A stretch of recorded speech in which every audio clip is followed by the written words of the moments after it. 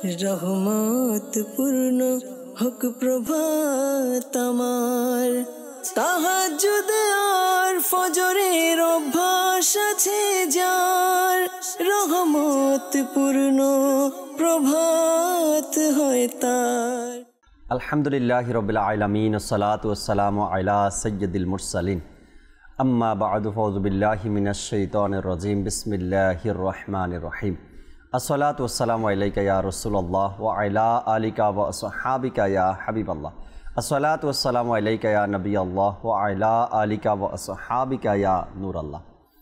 মাদানী চ্যানেলের দর্শক শ্রোতা, আলহামদুলিল্লাহ রহমতপূর্ণ প্রভাত অনুষ্ঠানে উপস্থিত হয়েছি। যে যেখান থেকে আমাদের অনুষ্ঠান দেখছেন, দূরে কিংবা কাছে, দেশে কিংবা প্রবাসে, সকল দর্শককে জানাই আন্তরিক মোবারকবাদ।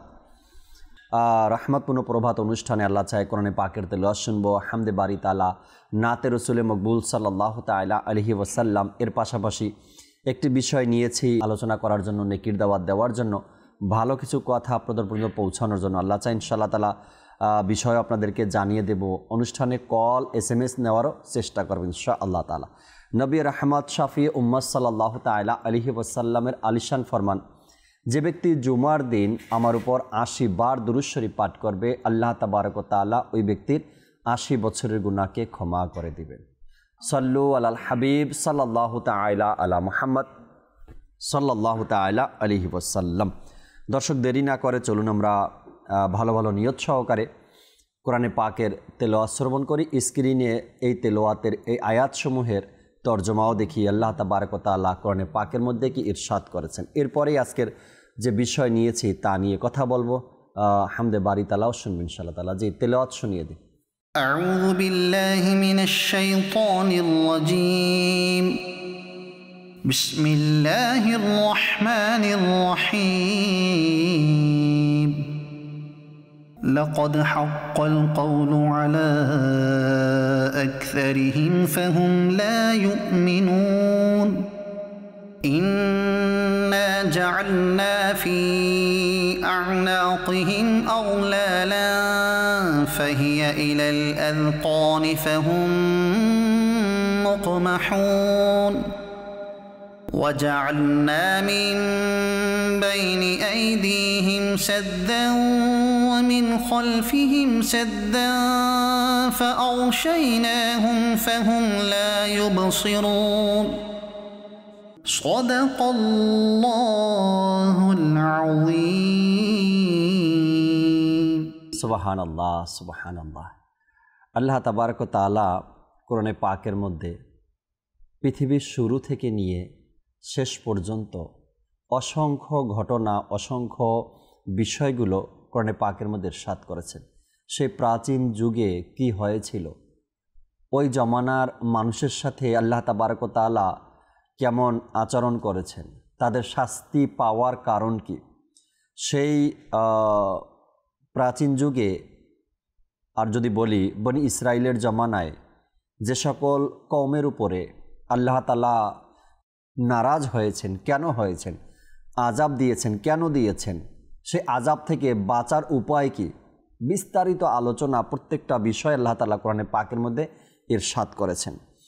এই জন্য যেন উম্মতে মুহাম্মাদি ওই সকল গুনাহ থেকে বাঁচতে পারে যার কারণে বনি ইসরাইলের লোকেরা ধ্বংস হয়েছে। আর এই সকল বিষয়গুলোই উলামা আহলে সুন্নাত আমাদেরকে সতর্ক করেন যে আমরা যেন ওই সকল গুনাহ থেকে বাঁচি যে সকল গুনাহে আল্লাহ তাআলা নারাজ হয়ে যান এবং আল্লাহ তাআলা বান্দাকে শাস্তি দেন, আযাব দেন। সকল গুনাহ এমনটাই যে প্রত্যেকটা গুনাহতেই আল্লাহ তাআলা অসন্তুষ্ট হয়ে যান। তো সকল গুনাহ, যেটা সেটা ছোট হোক বা বড় হোক, সকল গুনাহই পরিত্যাগ করা উচিত আমাদের। আজকের যে বিষয় নিয়েছি, আল্লাহ তাআলার প্রতি তাওয়াক্কুল অথবা আস্থা, আমরা যেটাই বুঝি। তাওয়াক্কুল যদি হয় তো ধর্মীয় দিক থেকে সহজে বোঝা যায় যে আল্লাহর প্রতি তাওয়াক্কুল, আর আস্থা, ভরসা, এটাও সহজে বুঝি আমরা। এই আল্লাহ তাআলার প্রতি বান্দার তাওয়াক্কুল কেমন থাকা দরকার, আল্লাহ তাআলার প্রতি বান্দার ভরসা কেমন থাকা দরকার, কতটুকু থাকা দরকার, আর কতটুকু থাকলে ওই বান্দা আল্লাহ তাবারক ওয়া তাআলার প্রিয় হয়। আমরা তো মুখে বলি আল্লাহ তাআলার উপর আমার ভরসা আছে, কিন্তু তারপরেও 19-20 হয়ে যায় নিজেদের মধ্যে, হয়ে যায় কিন্তু। তো এই জন্য আল্লাহ তাআলার প্রতি যে তাওয়াক্কুল ভরসা আমরা রাখবো, এই ব্যাপারটা নিয়ে আল্লাহ তাআলা কোরআনে পাকের মধ্যে আয়াতে কারিমে ইরশাদ করছেন, নবী করিম সাল্লাল্লাহু তাআলা আলাইহি ওয়াসাল্লাম হাদিসে মোবারকা ইরশাদ করছেন যে বান্দা আল্লাহ তাআলার প্রতি পরিপূর্ণ আস্থা তাওয়াক্কুল কিভাবে রাখবে। আজকে ইনশাআল্লাহ তাআলা অনুষ্ঠানে এ বিষয় নিয়ে আলোচনা করার চেষ্টা করব, আলোচনাও করব। আমাদের সাথে ইমরান ভাই আছেন, নাতখা ইসলামী ভাই আসার আগে হামদে বাড়ি দালাত শুনবই অনুষ্ঠানে ইমরান ভাই থেকে যদি কিছু আলোচনা কিছু কথা এ সম্পর্কে শুনি যে তাওয়াক্কুল কাকে বলে। কোরআন ও হাদিস তো শুনবই, এরপরে আমাদেরকে আল্লাহওয়ালা ব্যক্তিদের জীবনী অধ্যয়ন করতে হবে যে তারা আল্লাহর প্রতি কেমন তাওয়াক্কুল রেখেছেন, আল্লাহর প্রতি ভরসা তাদের কেমন ছিল। যখন প্র্যাকটিক্যাল তাদের জীবনী থেকে আমরা জানতে পারবো, আল্লাহ তাআলার আয়াতে কারিমে শুনব, তখন আমাদের এই বিষয়টা আরও সহজ হবে যে আমরা এই বিষয়টা কিভাবে আমল করতে পারি। ইমরান ভাই বিষয় নিয়েছি আল্লাহ তাআলার প্রতি পরিপূর্ণ আস্থা বা তাওয়াক্কুল রাখা, এ নিয়ে যদি দুই একটা কথা শোনাতেন। বিসমিল্লাহির রহমানির রহিম, আলহামদুলিল্লাহ। আজকের যে আলোচ্য বিষয় জি তাওয়াক্কুল, অর্থাৎ আল্লাহ পাকের প্রতি ভরসা অথবা আস্থা অথবা নির্ভর, যেটাই আমরা বলি। এই যে তাওয়াক্কুল বিষয়টি বিশেষ করে আল্লাহ তাবারক ওয়া তাআলা যারা মুমিন, যারা জি মুমিন বান্দা, যারা আল্লাহ পাকের নেক বান্দা, যারা সলফে সালেহিন, যারা তাদের বৈশিষ্ট্য, তাদের গুণের মধ্যে একটি গুণ হচ্ছে তাদের মধ্যে আল্লাহ পাকের প্রতি তারা কাজ করে, তাদের কর্ম, তাদের জীবন যাত্রা করে থাকে, কিন্তু তারা সকল জিনিসকে একটা মাধ্যম হিসাবে নিয়ে থাকে, কিন্তু ভরসা করে আল্লাহর প্রতি। আল্লাহ তাবারক ওয়া তাআলার প্রতি, সেটা রিজিকের সম্পর্কে হোক অথবা আমার চলার ক্ষেত্রে হোক, জি আমি আমার ঘর থেকে বের হব অথবা আমি ব্যবসা করব, আমি সফর করব, অর্থাৎ আমার যে কর্মক্ষেত্র, জি আমার জীবন যাত্রা, অথবা যদি কোনো ব্যক্তি স্টুডেন্ট হয়ে থাকে, তার লেখাপড়ার যাত্রা কি করা, শুরু করা। তো এই যে শুরু করা, একটা হচ্ছে চেষ্টা তো আমি করব লেখাপড়ার জন্য, ব্যবসা তো আমি করব, সফর তো আমি করব। অর্থাৎ এক ব্যক্তির তার জীবনযাত্রার সমস্ত কাজ, তার পরিবার থেকে শুরু করে তার সন্তান, বাবা একজন পিতা হিসাবে তার যে সন্তান রয়েছে, এই সন্তানের যে দেখা শোনা করা, এই যে তার যে একটা দায়িত্ব, এখন একটা হচ্ছে যে আমি দায়িত্ব পালন করব, আমি আমার পরিবারের সদস্য যারা তাদের দেখাশোনা করব, কিন্তু আমার আস্থাটা, আমার ভরসাটা নির্ভর হবে রবের প্রতি।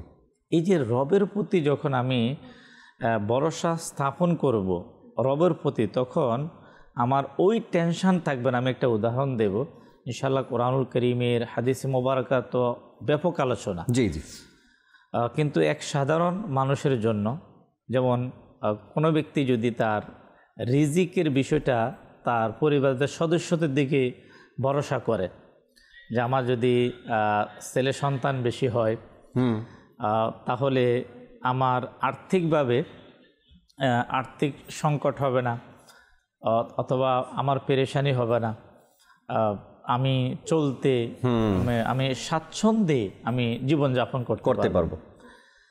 তাহলে এর মানে কি বোঝা যাচ্ছে? যার ছেলে সন্তান নেই, তাহলে তার কি জীবনযাত্রা কি অচল? সে কি না খেয়ে থাকবে?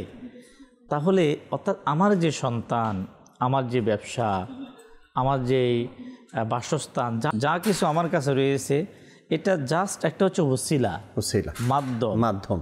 আমার সন্তান থাকুক অথবা আমার সন্তান নাই থাকুক, আমার আস্থা, আমার ভরসা আমার রবের প্রতি, এমনটাই যে আমার আল্লাহ আমার জন্য যথেষ্ট। যখন জাকির ভাই, যখন কোনো ব্যক্তি তার মূল আস্থাটা, তার ভরসাটা নির্ভর করবে তার রবের প্রতি, তখন তার মাধ্যমটা খুবই ছোট হবে, তার চেষ্টাটা খুবই কম হবে, কিন্তু সফলতা বেশি হবে।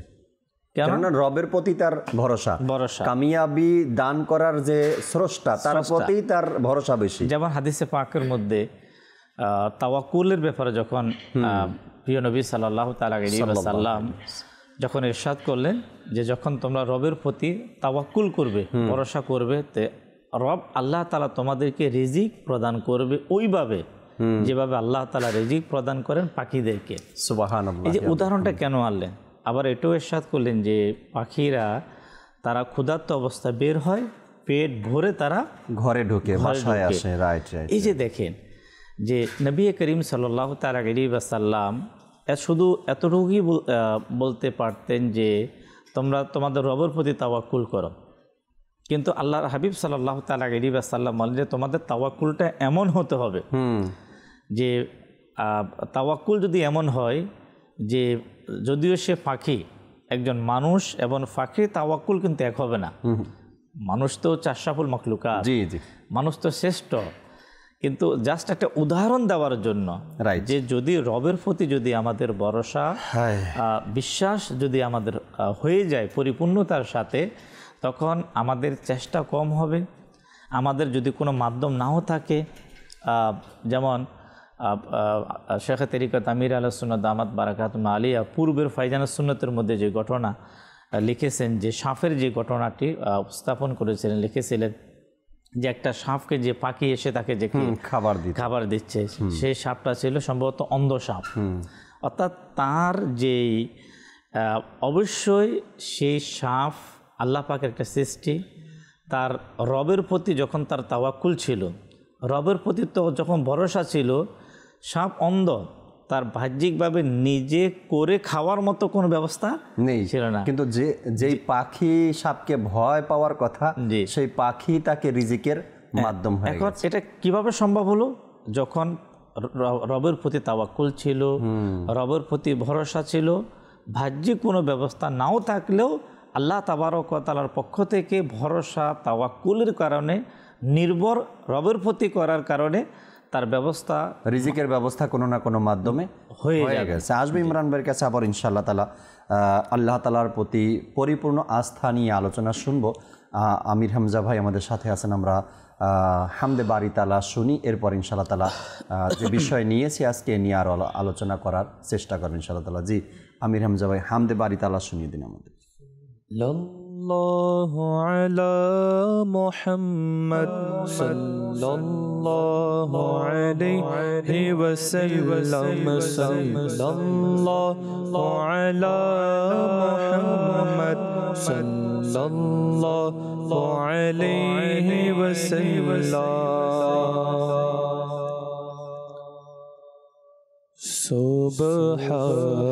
সুবহানাল্লাহ সুবহানাল্লাহ সুবহানাল্লাহ সুবহানাল্লাহ সুবহানাল্লাহ সুবহানাল্লাহ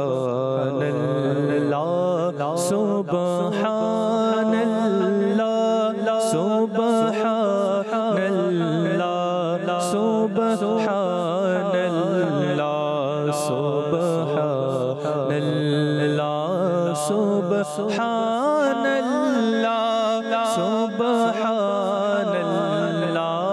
সুবহানাল্লাহ।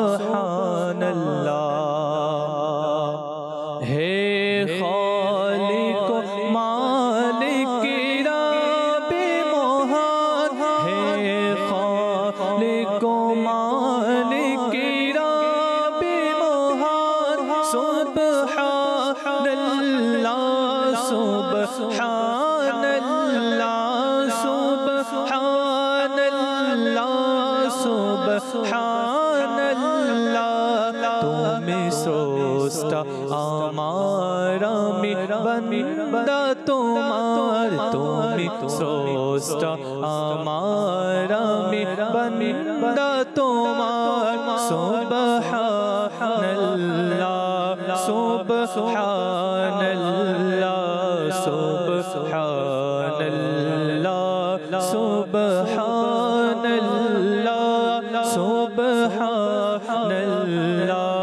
সুবহানাল্লাহ আমি পাপী করি তুমি ক্ষমা করো আমি জুলুম করি তুমি দয়া করো আমি পাপী করি তুমি ক্ষমা করো আমি পাপে করি তুমি ক্ষমা করো আমি জুলুম করি তুমি দয়া করো আমি জুলুম করি তুমি দয়া করো ঘিরে আছে জগতে জোরে দয়া তোমার সুবহানাল্লাহ সুবহানাল্লাহ সুবহানাল্লাহ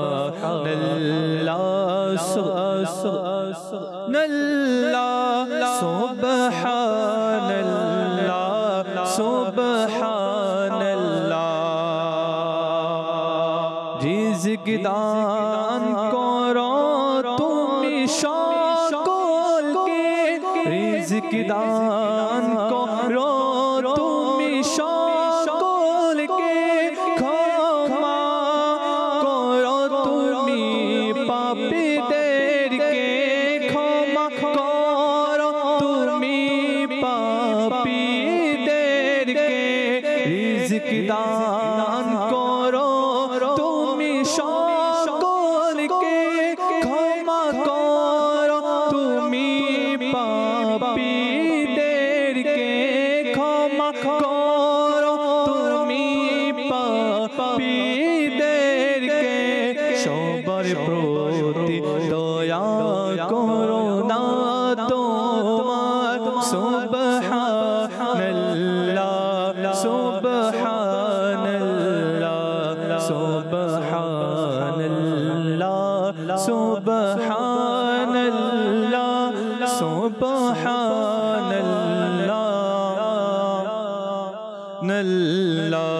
সুবহানাল্লাহ সুবহানাল্লাহ সুবহানাল্লাহ সুবহানাল্লাহ অপরাধী আমি সতায় তুমি বড় পাপী আমি গফফার তুমি অপরাধী আমি সতার তুমি বড় পাপী আমি গফফার তুমি বড় পাপী আমি গফফার তুমি এমন পাপী তোরে দয়া তোমার এমন পাপী তোরে দয়া তোমার সুবহানাল্লাহ সুবহানাল্লাহ সুবহানাল্লাহ সুবহানাল্লাহ সুবহানাল্লাহ সুবহানাল্লাহ সুবহানাল্লাহ সুবহানাল্লাহ মাশাআল্লাহ মাশাআল্লাহ আমরা হামদে বারি তাআলা শুনছিলাম আমির হামজা ভাই থেকে চমৎকারভাবে ইনশাআল্লাহ তাআলা আবারও তার থেকে নাতে রসুল মকবুল সাল্লাল্লাহু আলাইহি সাল্লাম শুনবো আমরা। এর আগে আরও কিছু আলোচনা করি। ইমরান ভাই চমৎকারভাবে বলছিলেন যার সন্তান আছে সে যদি সন্তানের উপরে ভরসা করে যে আমার সন্তান ভালো ডিগ্রি অর্জন করবে, ভালো চাকরি করবে, ভালো পজিশনে যাবে, আমাদেরকে খাওয়াবে, যদি এটা ওই সকল মা বাবার যুক্তি হয় সন্তানের প্রতি ভরসা, আর যাদের সন্তান নেই তারা কার উপরে ভরসা করবে? তবে এজন্য যার সন্তান আছে সেও রবের উপরে ভরসা করবে, আর যার সন্তান নেই সেও রবের উপরে ভরসা করবে। হাজারো মা বাবা অভিযোগ তো আছে, সন্তান আছে কিন্তু খাওয়াচ্ছে না, তারা কি করবে? তো এই জন্য সকলের সন্তান থাকুক বা না থাকুক রিজিকের ভরসা, প্রত্যেকটা বিষয়ের ভরসা রবের উপরে। আমার ইমরান ভাইয়ের একজন লোকের সাথে পরিচয় আছে, ইমরান ভাইও তাকে জানে, আমিও তাকে জানি। বিয়ের বয়স তো কমপক্ষে এখন 35 বা 40 বছর হয়েছে। বা 30 বছর তো হবেই সম্ভবত, এখন পর্যন্ত তার সন্তানাদি নেই। তো এখন সে কার উপরে কিন্তু আল্লাহ তাআলা তাকে যথেষ্ট ভালো রাখছেন। একজন মানুষ যখন 25 বছর বয়সে বা বাংলাদেশের হিসাবে 28-29 বছর বয়সে বিয়ে করছে, এরপর 30 বছর অতিবাহিত করলো বিবাহিত জীবন, সন্তানাদি না, তার মানে তার বয়স 55-60 বছর, এখন পর্যন্ত তার সন্তান নেই, কিন্তু আল্লাহ তাআলা তাকে আশেপাশের মানুষের তুলনায় অনেক ভালো রাখছে, ভালো রিজিক পাচ্ছে, ভালো চলতেছে। তার মানে তার সন্তান না থাকায়ও সে আল্লাহ তাআলার প্রতি ভরসা এমনভাবে রেখেছেন, আল্লাহও তাকে এভাবেই চালাচ্ছেন। তো এই জন্য সন্তান থাকুক বা না থাকুক, পরিপূর্ণ আস্থা থাকতে হবে রবের উপরে। মোতালিব ভাই আমাদের সাথে আছেন, কিছু কথা শুনি, এরপর ইনশাআল্লাহ তাআলা নাতে রসুলও শুনতে হবে, কলও শুনতে হবে দর্শকের। জি মোতালিব ভাই। আলহামদুলিল্লাহি রাব্বিল আলামিন ওয়াসসালাতু ওয়াসসালামু আলা সাইয়্যিদিল মুরসালিন আম্মা বা'দ ফাআউযু বিল্লাহি মিনাশ শাইতানির রাজিম বিসমিল্লাহির রহমানির রহিম। আলহামদুলিল্লাহ, আমরা শুনছি এমন একটি বিষয়ের আলোচনা, যে বিষয়টি আম্বিয়ায়ে কেরামের অন্যতম একটি বৈশিষ্ট্য ছিল, যে বিষয়টি যুগে যুগে যে সকল আউলিয়া কেরাম ছিল তাদের একটি বৈশিষ্ট্য ছিল, এবং সাধারণ মুমিন যারা রয়েছেন তাদেরও একটি বৈশিষ্ট্য হচ্ছে এই আল্লাহর উপর ভরসা রাখা। যেমনটা আল্লাহ পাক কোরআনে পাকের মধ্যেও ইরশাদ করেছেন, বিসমিল্লাহির রহমানির রহিম, ইন্নামাল মুমিনুনা আল্লাযীনা ইযা যুকিরাল্লাহু ওয়াজিলাত কুলুবুহুম ওয়া ইযা তুলিয়াত আলাইহিম আয়াতুহু যাদাতুহুম ঈমানা। যে সকল যারা ঈমান এনেছে তাদের সামনে যখন আল্লাহ পাকের আয়াত তিলাওয়াত করা হয় তখন তাদের অন্তরগুলো প্রকম্পিত হয়, এবং যখন ওয়াইদা তুলিয়াত আলাইহিম আয়াতুহু যাদাতুহুম ঈমানাও, যখন তাদের নিকট আল্লাহ পাকের আয়াতগুলো তিলাওয়াত করা হয় তাদের ঈমান আরও বৃদ্ধি পেয়ে যায়। ওয়া আলা রাব্বিহিম ইয়াতাওয়াক্কালুন, এবং তারা আল্লাহ পাকের উপরেই ভরসা রাখে। তো এখানে মুমিনদের যে 3টি বৈশিষ্ট্যর কথা বলা হয়েছে, এর মধ্যে একটি বৈশিষ্ট্য হচ্ছে আল্লাহ পাকের উপর ভরসা রাখা। যে আল্লাহ পাকের আয়াত তেলাওয়াত করা হলে তাদের অন্তরে ভয় জাগ্রত হয়, এবং যখন আল্লাহ পাকের আয়াত তেলাওয়াত করা হয় তখন তাদের ঈমান বৃদ্ধি হয় এবং তারা আল্লাহ পাকের উপরই ভরসা রাখে। তো এই বিষয়টা নিয়ে আলোচনা করা এবং আমাদের মনের মাঝেও যেন আল্লাহ পাকের ভরসা চলে আসে, পরিপূর্ণ তাওয়াক্কুল, যেই তাওয়াক্কুলের ব্যাপারে কোরআন ও হাদিসের মধ্যে আলোচনা হয়েছে, সেই বিষয়টি যেন আমাদের মাঝেও চলে আসে। তো আল্লাহ তাআলা যেভাবে কোরআনে পাকের মধ্যে আয়াতের কথা আব্দুল মোতালিব ভাই বললেন, যে আল্লাহ তাআলা কোরআনে পাকের মধ্যে বান্দার আল্লাহর প্রতি ভরসা করার কথা বলেছেন, আর আল্লাহ তাআলার হুকুম যখন নাজিল হলো আল্লাহ রসুলের উপরই সেই আয়াতে কারিমা নাজিল হয়েছে। আর আল্লাহর রসুল যখন এই কথাগুলো বলছেন যে আল্লাহ তাআলা তোমাদেরকে এভাবে ইরশাদ করেছেন, তখন যদি দেখি সিদ্দিক আকবর রাদিয়াল্লাহু তাআলা আনহুর ভরসার কথা, এক সুপরিচিত ঘটনা। আল্লাহ রসুলের দরবারে ঘরে সব কিছু এনে দিলেন, আল্লাহ রসুল জিজ্ঞাসা করলেন, হ্যাঁ সিদ্দিক তোমার ঘরে কি রেখে এসেছো? ভরসা তো দেখুন। সিদ্দিক আকবরের উত্তর কী ছিল ইমরান ভাই? আমার ঘরের জন্য আল্লাহ তার রাসূলই যথেষ্ট। সূক্ষ্ম একটা বিষয়, রবের প্রতি যে ভরসা, একটু হচ্ছে রবের প্রতি ভরসার মানুষগুলো হয়ে থাকে ইতিবাচক, যেটাকে পজিটিভ মনোভাব বলা হয়ে থাকে। আপনার পজিটিভ যে মনোভাবটা ইতিবাচক, একটা হচ্ছে নেতিবাচক। জি, তাই এই যে রবের প্রতি ভরসা, আমি জাস্ট ইনশাল্লাহ হুজুর যেটা আলোচনা শুরু করবে একটা অ্যাড করে দিই, যে মানে কেমন পজিটিভ মনোভাব। যেমন আল্লাহর প্রিয় হাবিব সাল্লাল্লাহু তাআলা আলাইহি ওয়াসাল্লামের বা হায়াতে মোবারকা 63 বছর সম্পূর্ণ ছিল ইতিবাচক। সুবহানাল্লাহ। হুজুর সাল্লাল্লাহু তাআলা আলাইহি ওয়াসাল্লামের বরকতময় জীবনীতে নেগেটিভ বলতে নেতিবাচক কোনো চিন্তা চেতনা ছিল না। সেই আপনার সার গুহার মধ্যে হিজরতের রাতে যখন দুশমনে ইসলাম কুফার যখন একেবারে নিকটে চলে আসলো, এটা এত নিকটে চলে আসলো, মনে করেন যদি একটু তারা চেষ্টা করে কিন্তু পেয়ে যায়। যখন নবী করিম সাল্লাল্লাহু তাআলা আলাইহি ওয়াসাল্লাম সিদ্দিক আকবর রাদিয়াল্লাহু তাআলার মধ্যে কিছুটা আশঙ্কা বোধ করলেন, মানে ভয়, বলে নাই যে ভয় পাচ্ছে, একটু অনুভব করলেন, তখন নবী করিম সাল্লাল্লাহু তাআলা আলাইহি ওয়াসাল্লামের রবের প্রতি কেমন কি বললেন, যে সিদ্দিক আকবর রাদিয়াল্লাহু তাআলা আমাকে বললো যে ভয় করো না, ভয় করো না, আল্লাহ আমাদের সাথে আছে। হায় হায় এই যে হায়। দেখেন জি, মানে কেমন ভরসা তখন ছিল। কিতাবের মধ্যে যারা ওলামা ইকরাম যারা ব্যাখ্যা করেছেন সেই ব্যাখ্যার দিকে যাচ্ছি না। আল্লাহর প্রিয় হাবিব সাল্লাল্লাহু তাআলা আলাইহি ওয়াসাল্লামের জবান মোবারক থেকে যখন এটা শুনলেন সিদ্দিক আকবর, তিনি অন্তরে এত প্রশান্তি অনুভব করলেন। সুবহানাল্লাহি ওয়া বিহামদি। যখন আল্লাহর হাবিব এই কথা বললেন যে আল্লাহ তাআলা আমাদের সাথে আছে, এত ভয়ের কিছু নেই, তখন একদিকে আল্লাহ তাআলার হাবিবকে আল্লাহ তাআলা হাবিবের জবান থেকে এটা বের হয়েছে, আর একদিকে গুহার সাথী সিদ্দিক আকবর এই কথা শুনলেন। তো চমৎকার এক পরিবেশও তখন না।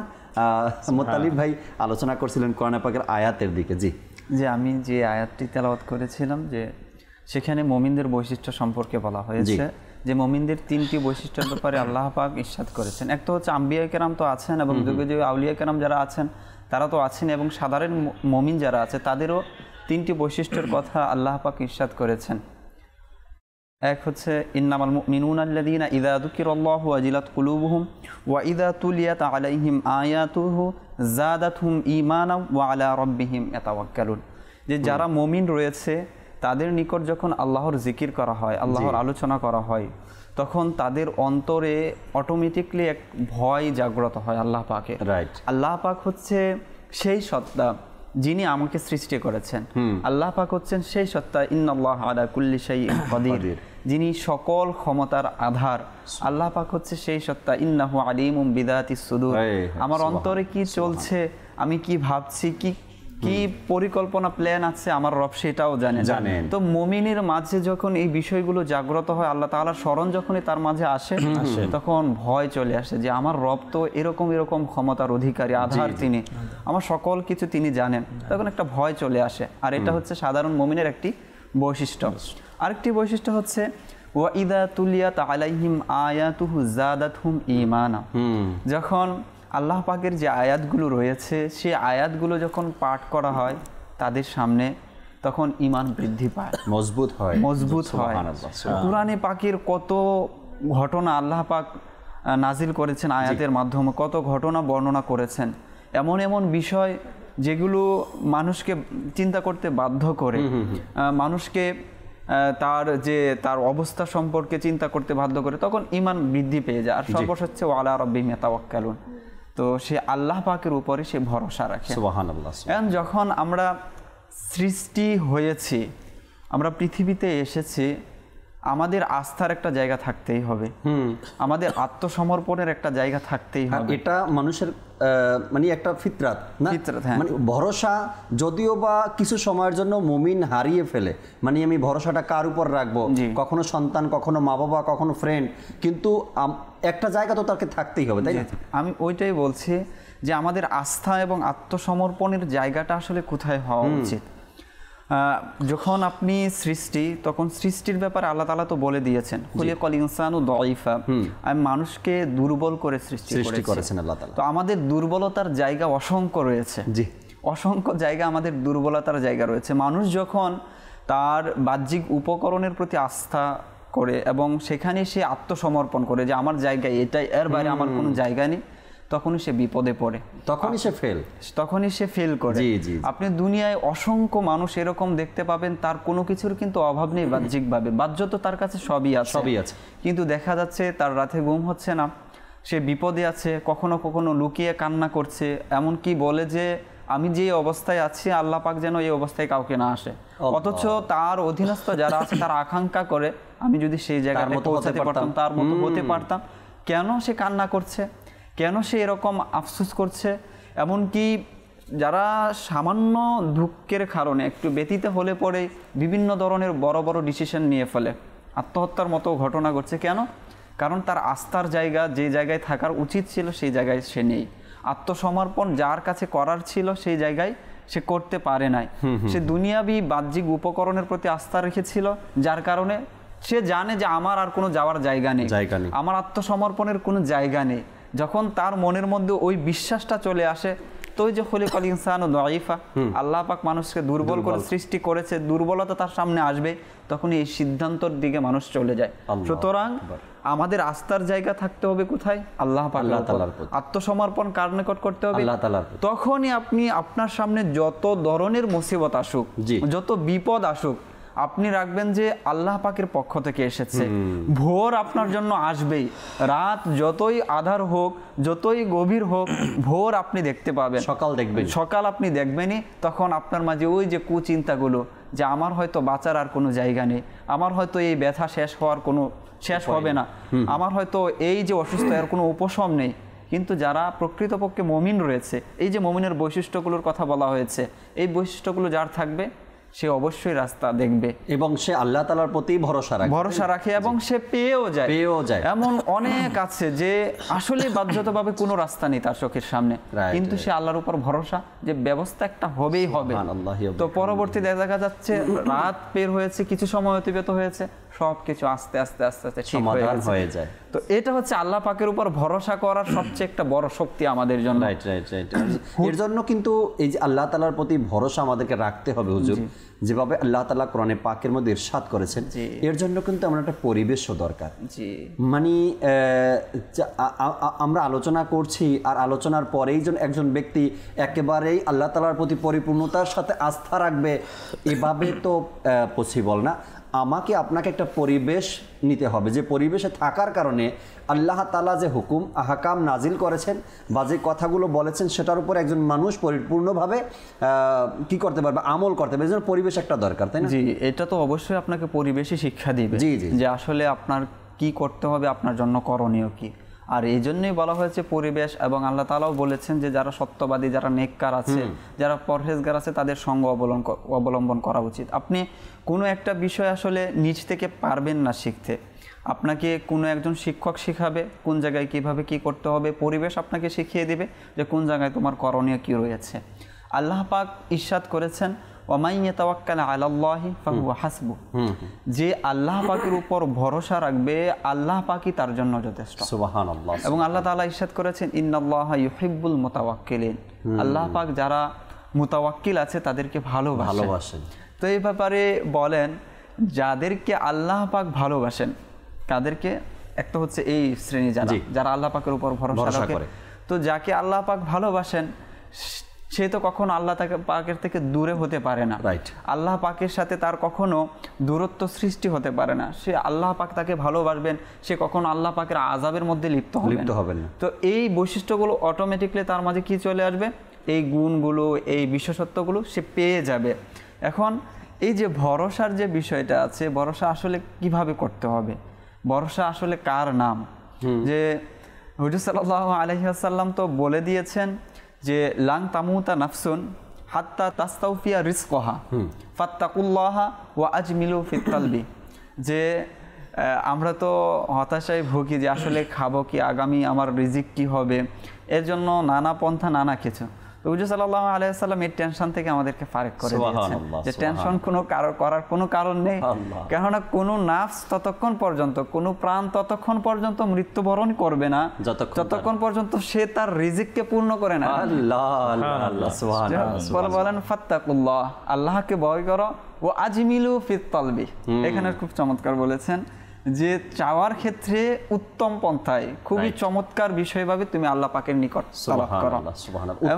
উত্তম ভাবে চাও, উত্তম ভাবে কোনো বিষয়কে তালাব করার ক্ষেত্রে, চাওয়ার ক্ষেত্রে সেটা যেন খুব সুন্দর হয়। তো এই তালাবের ক্ষেত্রে যদি আমরা, সুন্দরের ক্ষেত্রে যদি আমরা বিষয়টা দেখি যে আসলে রিজিক তো আমাদের দরকার আমাদের জীবন অতিবাহিত করার জন্য, তো সেই রিজিকটা আসলে আমরা চাইবো কিভাবে? এখন আপনার রিজিকের প্রয়োজন, চাওয়ার তো শেষ নেই, কিন্তু চাচ্ছি ওরকম ভাবে রিজিক অন্বেষণ সেভাবে করছি যেভাবে আল্লাহ পাকের সন্তুষ্টি নেই। হ্যাঁ, আমি নানা পন্থা, নানা যেটা বৈধ সেটাও করছি, যেটা অবৈধ সেটাও করছি, তো এটা তো সৌন্দর্য হলো না। তো সৌন্দর্যভাবে চাইতে হবে। আল্লাহ পাক তো আমাদেরকে শুধু মানুষকে নয়, সমগ্র সৃষ্টিকে, এবং কি ইমরান ভাই শুরুতেই বলেছিলেন যে সেই অন্ধ সাপের ব্যাপারে, যে এটা আল্লাহ পাক কোরআনে পাকের মধ্যে বলে দিয়েছেন, ওয়ামা মিন দাব্বাতিন ফিল আরদি ইল্লা আলাল্লাহি রিজকুহা, যে জমিনের মধ্যে তো এমন কোনো মাখলুক নেই যার জীবিকার দায়িত্ব আল্লাহ পাক নেননি। সকল প্রাণীর, সকল মাখলুক রিজিকের দায়িত্ব আল্লাহ পাক নিয়েছেন। এমনকি হুজুর সাল্লাল্লাহু আলাইহি ওয়াসাল্লাম ইরশাদ করেছেন, যেভাবে আল্লাহ পাকের উপর ভরসা করা উচিত, যেভাবে তিনি ভরসা করার হক রাখেন, তোমরা যদি অনুরূপভাবে করতে পারো তাহলে তোমাদেরকে আল্লাহ পাক উত্তমভাবে রিজিক দিবেন। যেভাবে একটা পাখি সকালে না খেয়ে বের হয় আর আল্লাহ পাকের উপর ভরসা করে বের হয় এবং সন্ধ্যায় সে ফিরে আসে পেট পরিপূর্ণ করে। এই ভরসা যেভাবে করা উচিত, যেভাবে রাখা উচিত, সেভাবে আমাদেরকে করতে, এবং সেটা শেখার জন্য যারা আউলিয়া কেরাম রয়েছেন আল্লাহ পাকের উপর ভরসা কীরকম ছিল এবং এই তার থেকে ফয়েজ প্রাপ্ত যে সকল আউলিয়া কেরাম রয়েছে তাদের জীবনী কীরকম ছিল, এবং বাহ্যতভাবে বা আমরা প্র্যাকটিক্যালি যদি দেখতে চাই সেটা হচ্ছে আমরা এই বিষয়টা নিয়ে আলোচনা করব ইনশাআল্লাহ তাআলা। নাতে রসুল আর কালাম কলের পরেই আউলিয়া কেরামের ভরসা আল্লাহ তাআলার প্রতি কেমন ছিল এই বিষয়ে মুতালিব ভাই যে আলোচনা করলেন, এর মধ্যে একটি কথা না বললেই নয়। আজকে আমরা কোন কোন অঞ্চলে এমন রীতি রেওয়াজ আছে আমার জানা নেই, আমি দুই একটা অঞ্চলের ব্যাপারে জানি। ইমরান ভাইও সিনিয়র মানুষ বলতে পারবেন।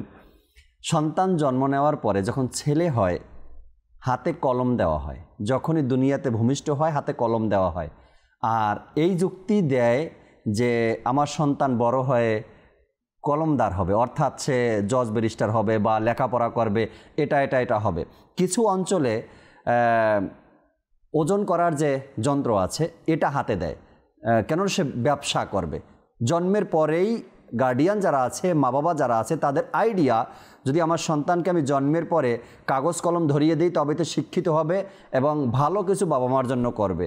আবার পরিমাপ করার জন্য যে যন্ত্র আছে সেটা হাতে ধরিয়ে দিয়ে বলে যে এমন বিশ্বাস, কেমন বিশ্বাস রাখে, বলে এটা যদি দেই তবে তারা বড় হয় ব্যবসা বাণিজ্য করবে। আরও জানি না কোন কোন অঞ্চলে এমন রীতি রেওয়াজটা আছে। বোঝা গেল যে জন্মের পরেই, ভূমিষ্ঠের পরেই মা বাবার একটা আকিদা, কেমন বিশ্বাস আল্লাহ তাআলার প্রতি নয়, ওই জন্মের পরেই কলম ধরিয়ে দেওয়া এবং ওজন করার যন্ত্র ধরিয়ে দেওয়াকে আমার সন্তান এমনটা হবে। এক দুইটা অঞ্চলের কথা আমি জানি, তো এটাই বললাম। হয়তো বা এমন অন্যান্য অঞ্চলেও হতে পারে, আরও অন্যান্য কিছুও দিতে পারে জন্মের পরে। এই যে একটা চিন্তা ভাবনা, তো আপনার সন্তানকে আপনি ছোটোবেলা থেকেই আল্লাহর প্রতি ভরসা না শিখিয়ে আমরা ভরসা শিখাচ্ছি পালা পাথরের উপরে, আমরা ভরসা শিখাচ্ছি কাগজ কলমের উপরে। এটা দুনিয়াতে নিজের জীবনটা পরিচালনা করার জন্য এটা একটা মাধ্যম, লেখাপড়া এটা একটা মাধ্যম, বা পালা পাথর এটা একটা মাধ্যম, কিন্তু রিজিকের ভরসা তো আল্লাহ তাআলার প্রতি আমাদের করা উচিত। আমির হামজা ভাইয়ের কাছে আসবে, একটি নাতে রসুল মকবুল সাল্লাল্লাহু আলাইহি সাল্লাম শুনি, এরপর আল্লাহ চায় ইমরান ভাই থেকে আলোচনা শুনবেন ইনশাআল্লাহ তাআলা। আমির হামজা ভাই একটি কালাম আমাদেরকে শুনান। কি করে বলবো মদিনা কেমন, কি করে বলবো মদিনা কেমন, আমার লক্ষ্য জীবন শয়ন স্বপন, আমার লক্ষ্য জীবন শয়ন স্বপন, কি করে বলবো মদিনা কেমন, আমার লক্ষ্য জীবন শয়ন স্বপন, মদিনা ছেড়ে যাব আমি কোথায়, আকা মদিনা ছেড়ে যাব আমি কোথায়, মদিনা ছেড়ে যাব আমি কোথায়, আছে কোথাও কি মদিনা এমন, আছে কোথাও কি মদিনা এমন,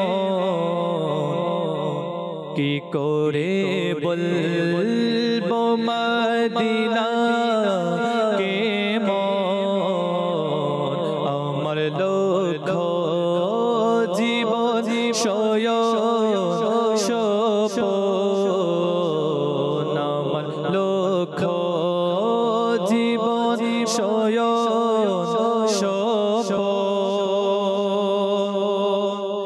দেখো কে মন জুতি ওই দুটি চোখে দেখো কে মন জুতি ওই দুটি চোখে আকা দেখো কে মন জুতি ওই দুটি চোখে দেখে এসেছে মদিনা যে নয়ন দেখে এসেছে মদিনা যে নয়ন কি করে বলবো মদিনা কেমন কি করে বলবো মদিনা লক্ষ জীবন সপন আমার লক্ষ জীবন সপন নেকো আমার বাসনা মনে আর নেকো আমার বাসনা মনে আর আকা নেকো আমার আকা নেকো আমার আকা নেকো আমার বাসনা মনে আর হয় যেন মদিনায় আমার মরণ হয় যেন মদিনায় আমার মরণ কি করে বলবো মদিনা কেমন আমার লক্ষ জীবন সপন আমার লক্ষ জীবন সপন কি করে বলবো মদিনা কেমন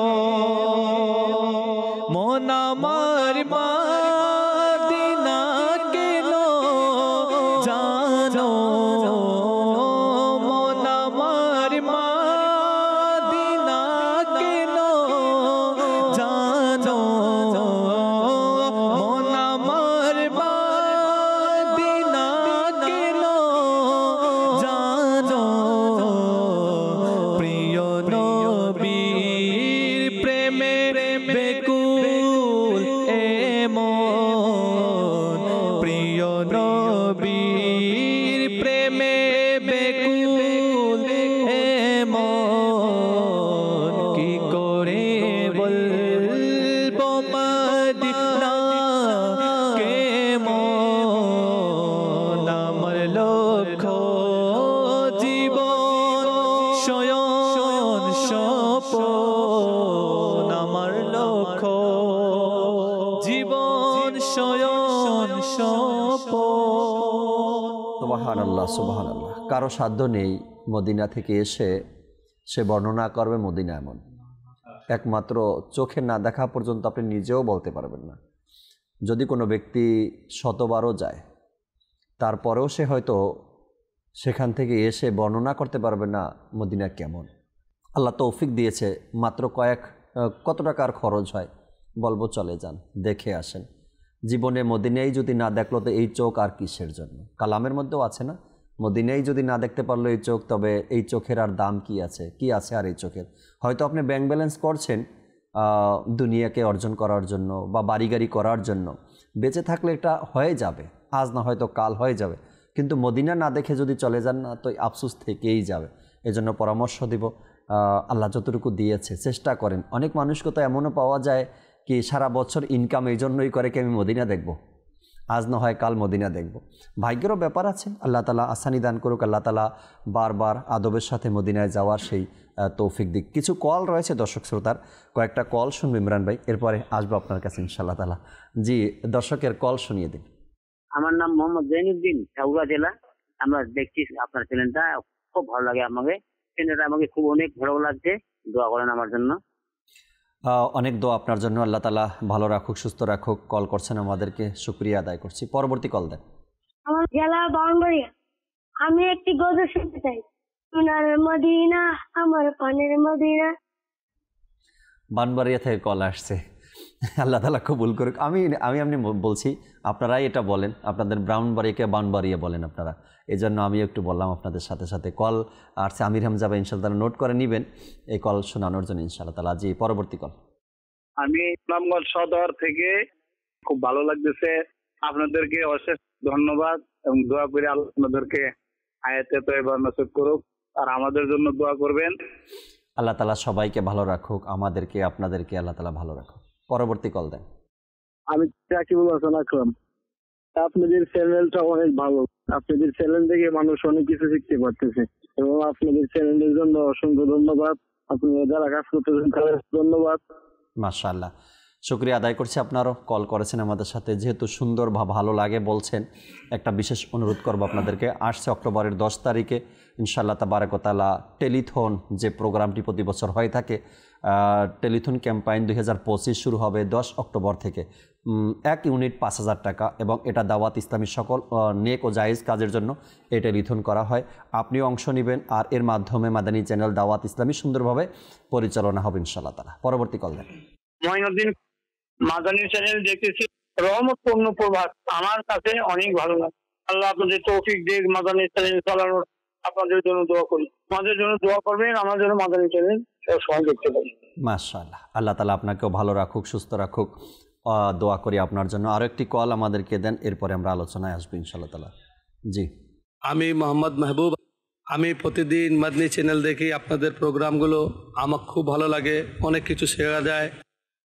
মাশাআল্লাহ, শুকরিয়া আদায় করছি। অনুরোধের কালামগুলো আমরা একটু পরেই শোনাবো আপনাদেরকে ইনশাআল্লাহ তাআলা। আসবে ইমরান ভাইয়ের কাছে। ইমরান ভাই, আল্লাহ তাআলার প্রতি পরিপূর্ণ আস্থা, বিশ্বাস, ভরসা আলোচনা হচ্ছিল স্টুডিওতে, আরও কিছু যদি কথা শেয়ার করেন। যে মাস আমাদের মাঝে চলমান, জি, ওলিদের সম্রাট পিরানপীর দস্তগীর মাহবুবে সুবহানি কুতুবে রব্বানি শেখ মহিউদ্দিন আব্দুল কাদের জিলানী রহমতুল্লাহ তাআলা আলাইহির আলোচনা, পর্যালোচনা এবং শিক্ষণীয় দিকগুলো জি আলহামদুলিল্লাহ মাদানী চ্যানেলের মাধ্যমে জানার, শিখার আমাদের সৌভাগ্য হয়। পবিত্র কোরআনুল করিমের মধ্যে আল্লাহ তাবারক ওয়া তাআলা তাওয়াক্কুলের দৃষ্টান্ত স্বরূপ কিছু ঘটনা, নবীদের ঘটনা, আউলিয়া ইকরামের ঘটনা, আর এই তাওয়াক্কুলের যে দৃষ্টান্ত যেগুলো আল্লাহ তাবারক ওয়া তাআলা রেখেছেন, এটা হচ্ছে কিয়ামত পর্যন্ত মানুষের শিখার জন্য। রাইট, যে ঘটনাগুলো, যেমন সূরা কাহফের মধ্যে আসহাবে কাহফের যে ঘটনাটি এসেছে, সেটাও আল্লাহ তাবারক ওয়া তাআলা কোরআনুল কারীমের মধ্যে যে ওই যুবকদের ঘটনাকে, তাদের তাওয়াক্কুলকে একটা দৃষ্টান্ত হিসাবে কি উপস্থাপন করেছে। যে কিতাবের মধ্যে এভাবে এসেছে যে তারা দুটি জিনিস, তাদের জীবন রক্ষা এবং ঈমানের উপর টিকে থাকার জন্য আল্লাহর উপর ভরসা করে তারা নির্জন গুহায় প্রবেশ করলেন। তো আল্লাহ তাবারক ওয়া তাআলা তাদেরকে কি করলেন? রক্ষা করলেন। এখানে এই যে ঘটনাটা, জালিম বাদশা থেকে তারা তাদের নিজেদেরকে রক্ষা করবে, বিশেষ করে তাদের ঈমানকে কি করবে? হেফাজত করবে। জাকির ভাই, যে যখন তারা ঈমানের বিষয়টা চিন্তা করলেন, তারা দেখতে পেলেন যে তখনকার বাদশা যিনি ছিলেন, তার সম্মুখে মানুষের ঈমান নষ্ট হচ্ছে, আর ঈমানদার সবসময় চেষ্টা করবে তার ঈমানকে হেফাজত করার জন্য। ঈমানকে হেফাজত করার জন্য তারা এমন একটা গুহায় তারা প্রবেশ করলেন। জি, বাহ্যিকভাবে মাদানী চ্যানেলের দর্শক শ্রোতার আমরা দৃষ্টি আকর্ষণ করব। এর সাথে ইনশাল্লাহ আমাদের কিছু প্রেক্ষাপটও আমরা আলোচনা নিয়ে আসব, যে ঈমান বাঁচানোর জন্য যদি মানুষ রাস্তা যদি চায়, সে রাস্তা বের করতে পারে। আসহাবে কাহফের যে যুবকদের ঘটনা আল্লাহ পাক কোরআনুল কারীমের মধ্যে সূরা কাহফের মধ্যে এনে কিয়ামত পর্যন্ত তাওয়াক্কুলের যে দৃষ্টান্ত রেখেছেন, যে তারা আল্লাহ তাবারক ওয়া তাআলার উপর এমন ভরসা ছিল, এমন গুহায় তারা প্রবেশ করলো যেখানে বাহ্যিকভাবে যদি কোনো ব্যক্তি কল্পনা করে যে সেখানে বেঁচে থাকার মতো কোনো অবস্থান ছিল না, না গুহার মধ্যে কোনো আলো ছিল না, সেখানে ওদের কোনো ব্যবস্থা ছিল, এমনকি অক্সিজেনও তেমন প্রবেশ করার মতোই ছিল না। কিন্তু যখন তারা তাদের ঈমানের বিষয়টাকে খেয়াল করে ওই পন্থা অবলম্বন করলেন, সেখানে ভরসা করলেন রবের প্রতি, আল্লাহ পাকের সাহায্য তারা পেয়েছে। জি, আচ্ছা, সে আলোচনা করতে গেলে কিন্তু দীর্ঘ অনেক ঘটনা, পুরা আসহাবে কাফের। আমি জাস্ট এখানে সমাপ্তি করে বিষয়টি বলবো যে যখন আমি রবের উপর ভরসা করে আমি হালাল উপার্জনের জন্য আমি এমন একটা ব্যবস্থা আমি করব,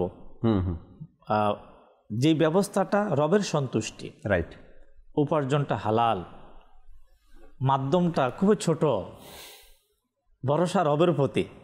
দেখেন কেমন যে একজন শিক্ষিত একজন ব্যক্তি, সে না কোনো হারাম পন্থায় না গিয়ে, সে ঘুষের মাধ্যম অবলম্বন না করে, সে লোন ব্যবস্থাপনায় না গিয়ে, সে আল্লাহ পাকের প্রতি ভরসা করে রব তাবারক ওয়া তাআলা তাকে যে বাহ্যিক মাধ্যম দিয়েছে, তার হাত পা এর মাধ্যম যে দিয়েছে, সে এই মাধ্যমটাকে ব্যবহার করে সে একটি কাজে অংশগ্রহণ করলো।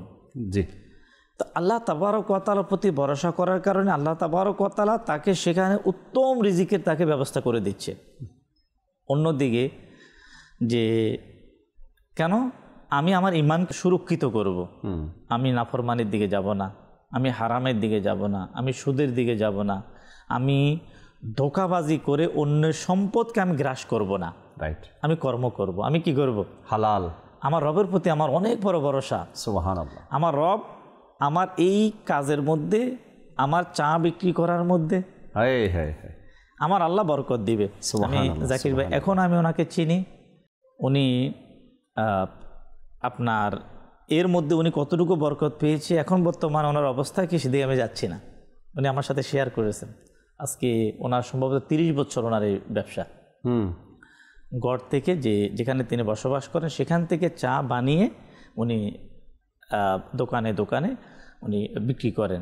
দেখেন যে তিনি মাধ্যমটা কি নিয়েছে, একটা উপার্জনের চা বিক্রি করা, রাইট, কোনো হারাম পন্থায় না গিয়ে, অন্য কোনো পন্থায় না গিয়ে। তো আল্লাহ তাবারক ওয়া তাআলা ওনাকে এর মধ্যে অনেক বরকত দিয়েছে। সুবহানাল্লাহ, সুবহানাল্লাহ। এই যে আজকে মায়াদাল্লাহ যখন আমরা শুনতে পাই, হয়তো আপনি অনেকবার শুনেছেন যে নিজ স্বদেশ থেকে অন্য দেশে যাবে, আর সেখানে তার বেশি অর্থের লোভে, বেশি টাকার লোভে মায়াদাল্লাহ অনেকে অনেক কিছু লিখিয়ে দিচ্ছে, অনেকে তার চেহারাকে পরিবর্তন করে দিচ্ছে আল্লাহ তাআলার পানা। মানে এমনও ব্যক্তি যে যার চেহারার মধ্যে প্রিয় নবী সাল্লাল্লাহু তাআলা আলাইহি ওয়াসাল্লামের সুন্নতে মোবারকা ছিল, সে সেটাকে পরিবর্তন করে যাচ্ছে, তাহলে তার রবের প্রতি তার ভরসা আছে না? আচ্ছা, ঈমানের কতটা দুর্বলতা চলে আসছে। এবং সে সেখানে যাওয়ার জন্য এমনও ঘটনা মানুষ থেকে শোনা গিয়েছে, সে তার মুসলমানই যে পরিচয় সেটা পর্যন্ত কি করেছে, বিকৃত করেছে। আস্তাগফিরুল্লাহ, আল্লাহ তাআলার পানা। এটা কিন্তু মানে একটা আমাদের বানানো ঘটনা না, এটা অ্যাভেলেবল হচ্ছে। জি, দেখেন, তাহলে আমি আমার ঈমানকে রক্ষা করতে হবে, আমার চরিত্রকে রক্ষা করতে হবে। আপনার এর সাথে যদি আমরা সূরা ইউসুফের আসলে ঘটনাগুলো তো বিস্তারিত ঘটনার দিকে জাস্ট একটা আমাদের বোঝার জন্য, শেখার জন্য, ইউসুফ আলাইহিস সালাতু ওয়াস সালামকে প্রলোভন দেখানোর জন্য, অর্থাৎ যে নারীর ঘটনা এসেছে, ইউসুফ আলাইহিস সালাতু ওয়াস সালামের যে পুত পবিত্রতার যে আলোচনা, সুবহানাল্লাহ, সেখানে জাকির ভাই যে ওনার যেখানে তেনার যে অবস্থান যেখানে ছিল, যে রাজ্যে যেখানে ছিল, সম্পূর্ণ ভরসা ছিল রবের প্রতি। আল্লাহ তাবারক ওয়া তাআলা হেফাজত করেছেন। আচ্ছা, এটাও কোরআনুল কারীমের মধ্যে ইউসুফ আলাইহিস সালামের রবের ভরসার ব্যাপারে আসছে। সুবহানাল্লাহ, মানে কেমন রবের প্রতি ভরসা ছিল যে আল্লাহ তাবারক ওয়া তাআলা। যদি আমরা এবার হুজুর গৌসে পাকের দিকে যদি আমরা আসি, হুজুর গৌসে পাক তিনি চাইলে মিথ্যা বলতে পারতেন। ওনার আম্মা যে ওনার সাথে যে 40টি স্বর্ণের মুদ্রা যেটা দিয়েছেন, ডাকাত দল জিজ্ঞাসা করলো, ভরসা ছিল রবের প্রতি, সত্য কথা বলে দিলেন। জি, যদি বলে যে আমি যদি সত্য কথা বলি, এই যদি স্বর্ণের মুদ্রা যদি আমার থেকে হাতছাড়া হয়ে যায়, আমি পরে চলবো কিভাবে? এটা কিন্তু এটা মুদ্রার প্রতি ভরসা না করে আল্লাহর প্রতি ভরসা। আচ্ছা, আল্লাহর প্রতি ভরসার বরকত কি? মুদ্রার জায়গায় থেকে গেল, আর এর বরকতে ডাকাত দল তওবা করে নিয়েছেন।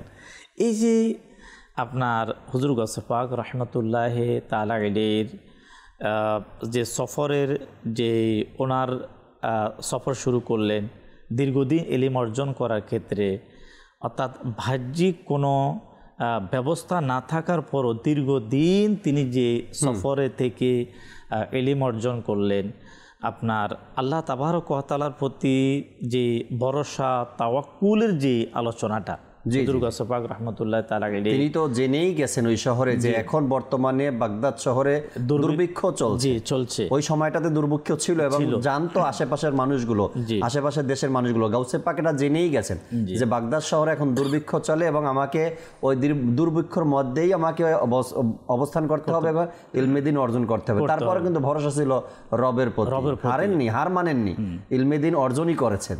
এখানে হচ্ছে যারা আপনার হুজুর গৌসে পাকের আপনার ইলম শিখার যে সফরটা, যারা তলাবা একরাম, যারা স্টুডেন্ট, যারা দেখেন যে আপনি লেখাপড়া করবেন, আপনার আলিমে দ্বীন হতে চাচ্ছেন, আপনি কেন আপনার পরিবারকে কেন দোষারোপ করবেন যে আপনার মা, আপনার বাবা, আপনার ভাই, তাদের প্রতি যদি তাকে আপনার মাধ্যম বানিয়ে নেন, আপনি যদি তাদের প্রতি যদি বিশ্বাস স্থাপন করে যে তারা যদি আমার পিছনে খরচ দেয় তাহলে আমি লেখাপড়া করব। আচ্ছা, তারা যদি আমাকে সাহায্য করে তাহলে আমি লেখাপড়া করতে পারবো না। পৃথিবীতে আপনার আজকে যদি আমরা দেখি ইমামে বুখারী রাহমাতুল্লাহ তাআলা আলাইহি যে ঘটনা, ওনার আজকে কিয়ামত পর্যন্ত সমস্ত ওলামা বলেন, আলিম বলেন, মুসলমান বলেন, যার হৃদয় ইমাম বুখারী থাকবে, তাহলে ইমাম বুখারী রাহমাতুল্লাহ তাআলা আলাইহি তিনি কি অর্থের বিনিময়ে ইলম অর্জন করছে? পুরো ঘটনা, ওই পায়ে ওনার জুতা পর্যন্ত ছিল না। দেখেন যে পরিবারের, এরপরে যখন ইমাম আবু হানিফা রাহমাতুল্লাহ তাআলা আলাইহির যিনি শ্রেষ্ঠ শাগরিদ এবং ওনার ছাত্রদের মধ্যে যিনি সবচাইতে ইলমের দক্ষতা, যার নাম প্রথম আসে ইমাম আবু ইউসুফ রাহমাতুল্লাহ তাআলা আলাইহির ইলম অর্জন করার ওনার শুরু থেকে শেষ পর্যন্ত সেখানে যদি বলা হয় যে অর্থ, তাহলে কিন্তু তিনি লেখাপড়া করতে পারতেন না। দেখেন কতটুকু রবের প্রতি ভরসা ছিল, ইলমের আগ্রহ ছিল। আল্লাহ তাবারক ওয়া তাআলা রাস্তা বের করে দিয়েছেন। আল্লাহ তাআলা রাস্তা সহজ পথ তাদেরকে দেখিয়ে দিয়েছেন। আমি জাকির ভাইকে বলি, অসংখ্য তালেবে ইলম কিন্তু এখানে হেরে যায়।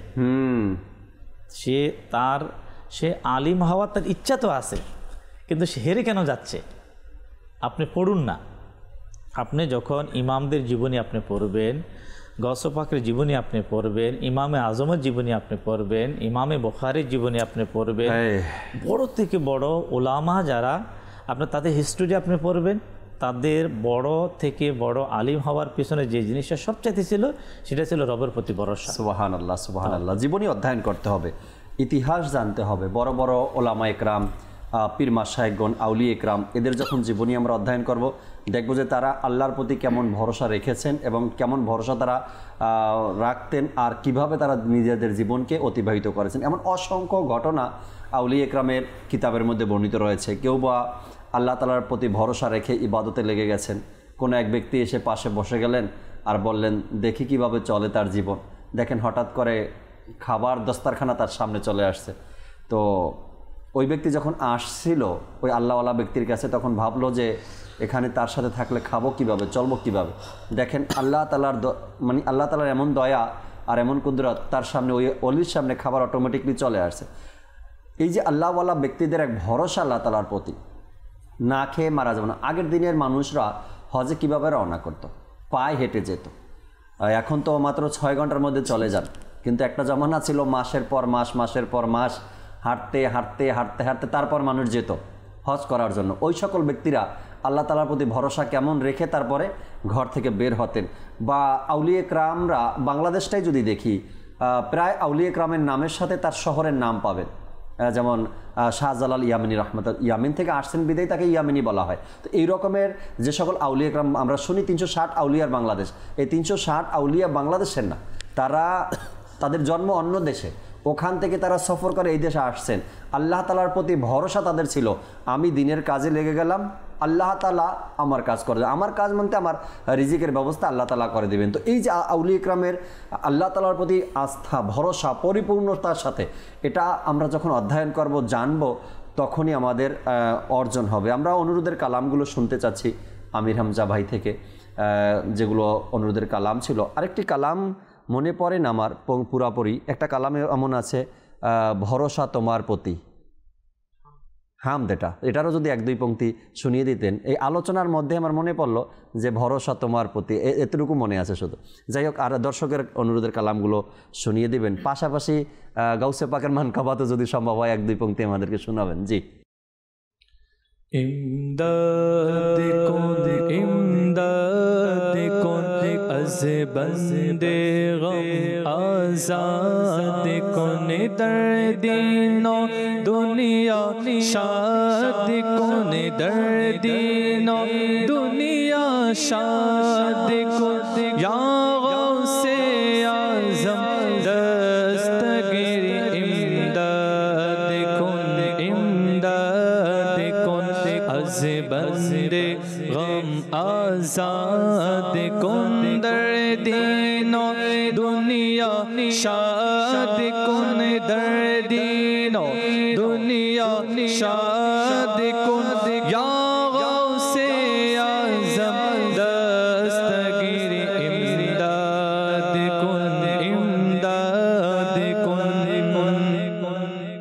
আউলিয়াদের গর্ব তুমি ইয়া গৌসে আজম দস্তগীর আউলিয়াদের গর্ব তুমি ইয়া গৌসে আজম দস্তগীর সুফি গণের ইমাম তুমি ইয়া গৌসে আজম দস্তগীর ইমদাদ কুন ইমদাদ কুন আজ বন্দে গম আজাদ কুন দর্দিনো দুনিয়া শাদ কুন দর্দিনো দুনিয়া শাদ কুন ইয়া গৌসে আজম দস্তগীর ইমদাদ কুন ইমদাদ কুন তুমি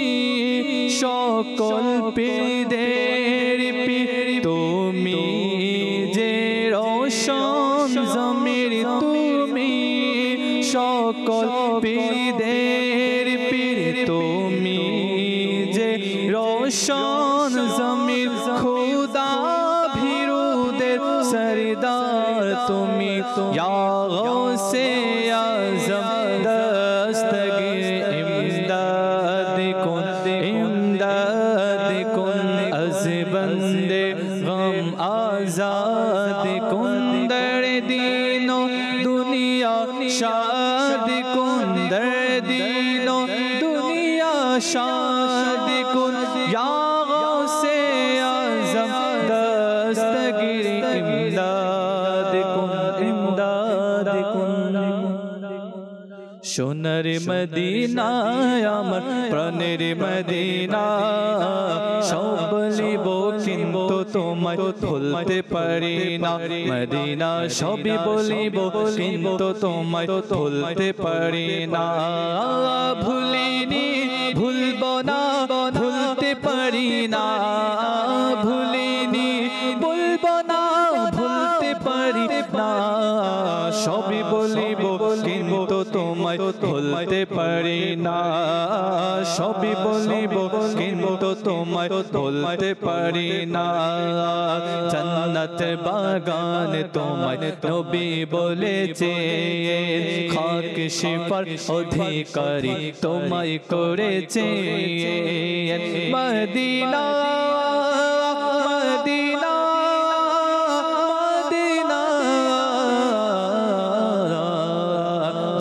জান্নাতের বাগান তোমায় নবী বলেছে খাক শিফার অধিকারী তোমায় করেছে জান্নাতের বাগান তোমায় নবী বলেছে খাক শিফার অধিকারী তোমায় করেছে তোমার বুকের প্রবাহিত নূরের ঝর্ণা তোমার বুকের প্রবাহিত নূরের ঝর্ণা সবই বলিব কিন্তু তোমায় ভুলতে পারি না মদিনা সবই বলিব কিন্তু তোমায় ভুলতে পারি না সবই বলিব কিন্তু তোমায় ভুলতে পারি না আল্লাহ আল্লাহ আল্লাহ লা ইলাহা ইল্লাহু আল্লাহ আল্লাহ আল্লাহ আল্লাহ আল্লাহ আল্লাহ আল্লাহ আল্লাহ আল্লাহ আল্লাহ আল্লাহ আল্লাহ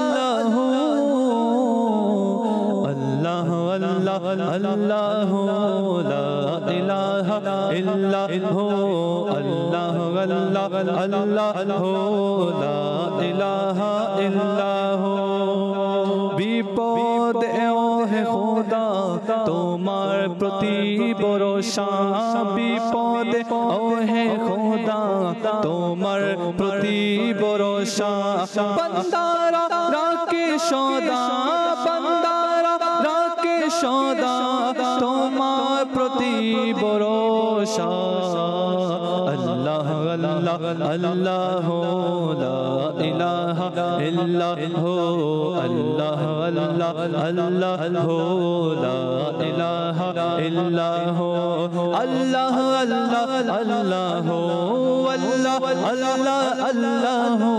আল্লাহ আল্লাহ আল্লাহ আল্লাহ আল্লাহ আল্লাহ আল্লাহ আল্লাহ আল্লাহ লা ইলাহা ইল্লাহু আল্লাহ আল্লাহ আল্লাহ লা ইলাহা ইল্লাহু আমরা অনুরোধের কালামগুলো শুনতেছিলাম আর দেখতে দেখতে সময়ও প্রায় শেষের দিকে। জি মুতালিব ভাই, আজকের বিষয় আল্লাহর প্রতি পরিপূর্ণ আস্থা নিয়ে আলোচনা এবং সময়ও শেষ, কিছু যদি শেষ মুহূর্তে শেয়ার করতেন। যে ভরসার যে বিষয়টা এতক্ষণ পর্যন্ত আলোচনা শুনলাম, আবার যে ভরসার যে সংজ্ঞা যেটা আছে যে মাধ্যম অবলম্বন করা এবং আস্থা আল্লাহর প্রতি, এই বিষয়ে দু একটি ঘটনা যেন মানুষের বুঝে চলে আসে। পন্থা তো আমাদের অবলম্বন করতে হবে, তবে বিষয়টা যেন থাকে, আস্থাটা যেন থাকে আল্লাহর প্রতি।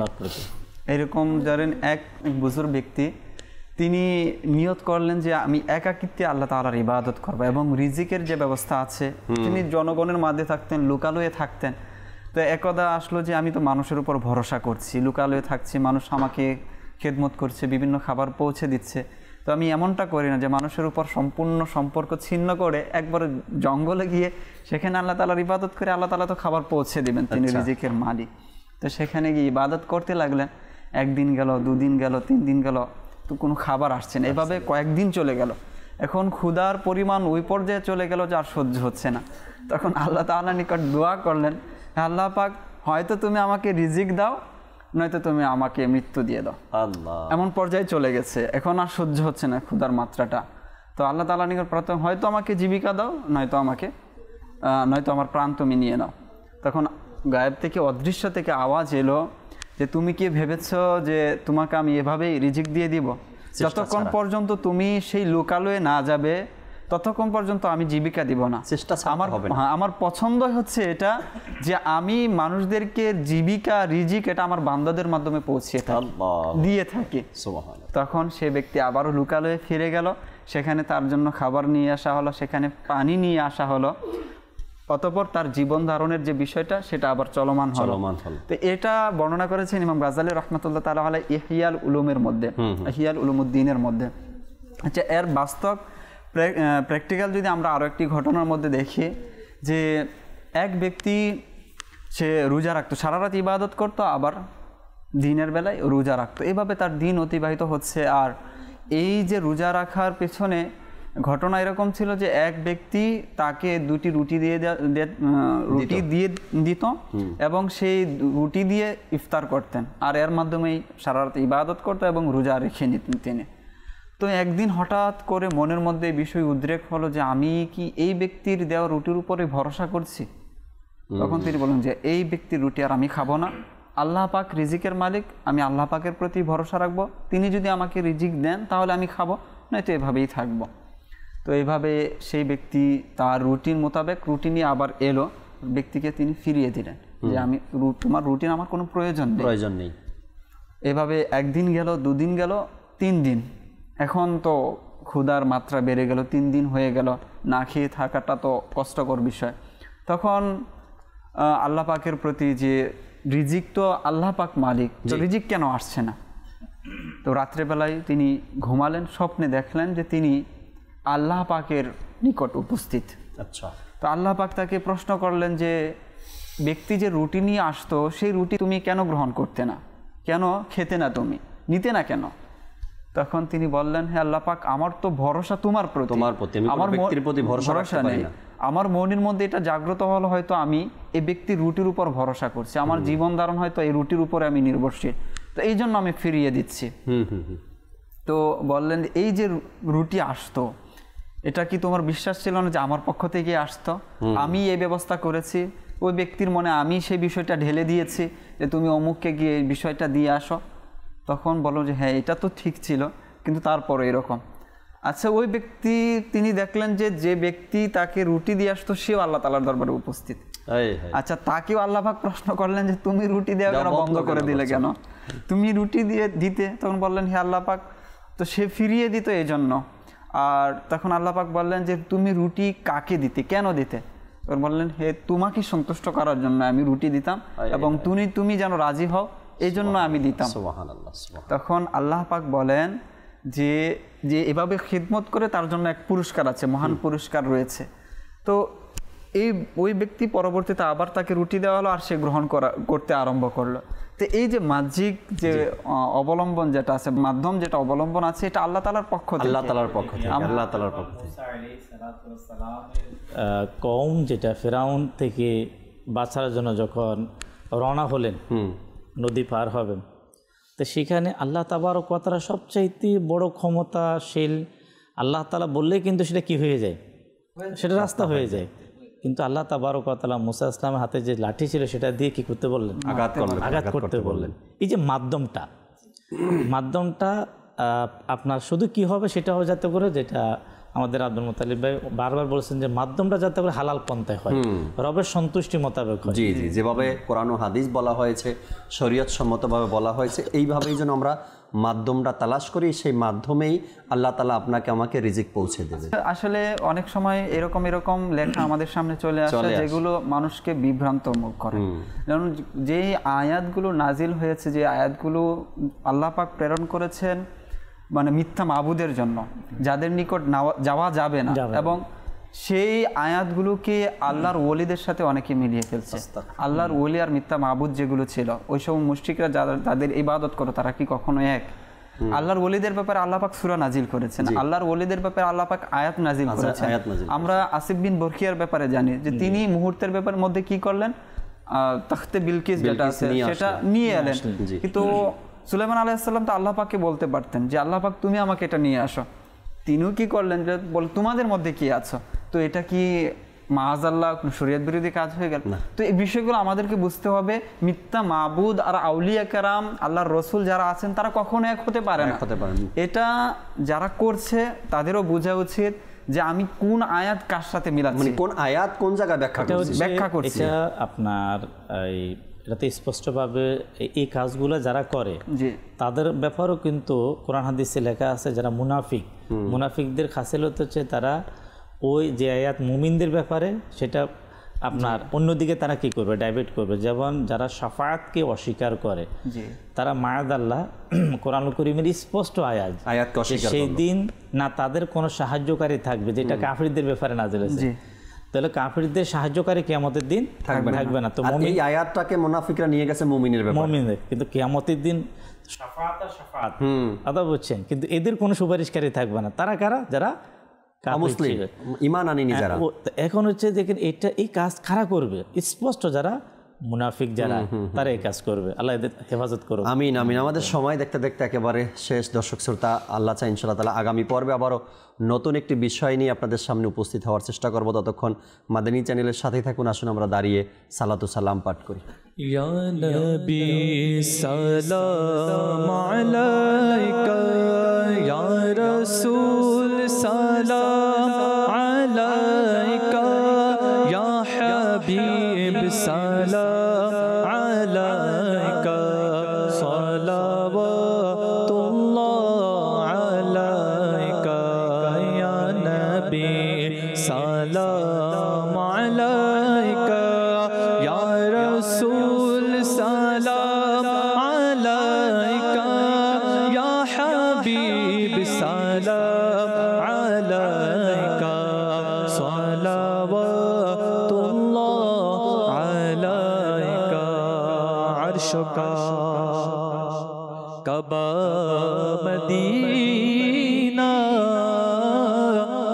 পরশকা কাবা মদিনা, আরশকা কাবা মদিনা, পরশকা কাবা মদিনা, কাবে কা কাবা মদিনা, জন্নতুল মাওয়া মদিনা, ইয়া নবী সালাম আলাইকা, ইয়া রাসূল সালাম আলাইকা, ইয়া হাবিব সালাম আলাইকা, সালাওয়াত